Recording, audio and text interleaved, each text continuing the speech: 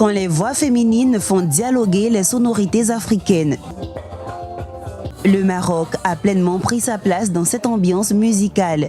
À travers l'artiste franco-marocaine Sophia Mestari, le royaume était représenté sur la scène du festival Abidjan Capitale du Jazz. Une présence qui illustre les liens culturels étroits entre la Côte d'Ivoire et le Maroc. Il est vrai que j'envisage également beaucoup de projets.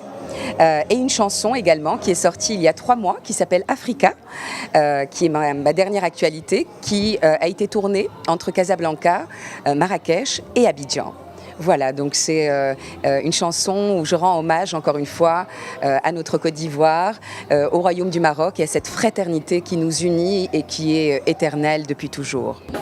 Aux côtés de Sophia Mestari, plusieurs autres grandes voix féminines venues du Sénégal, du Bénin et de la Côte d'Ivoire ont également marqué cette soirée.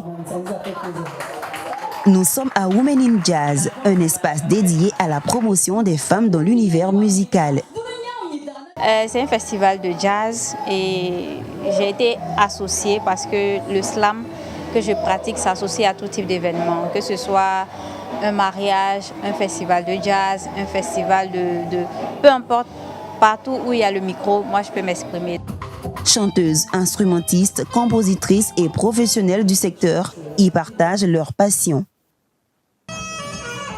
Il s'agit de l'un des temps forts de la 4e édition du Festival Abidjan Capitale du Jazz, initié par Oswald Kwame, percussionniste, musicologue et concepteur artistique ivoirien de renommée internationale, surnommé l'extraterrestre de la percussion.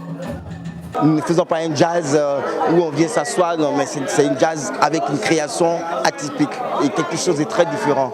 Voilà, donc c'est ça, recherche, travail, nouveau, quelque chose de nouveau. Nous apportons tout ce que nous pouvons apporter pour la Côte d'Ivoire, mais à partir de la Côte d'Ivoire, exporter notre culture, c'est ça notre valeur. L'événement s'est déroulé en présence des amoureux du jazz et de plusieurs personnalités, notamment l'ambassadeur du Maroc en Côte d'Ivoire, ainsi que des ministres en charge de la culture, Françoise Remarque, et de la communication, Amadou Koulibaly. Je souhaite en tout cas que ce festival puisse se poursuivre. Je salue tous ceux qui l'ont accompagné, tous les partenaires qui l'ont accompagné, et tout cela participe justement de la vitalité de notre culture, mais surtout de la vitalité de la vie socio-économique d'Abidjan.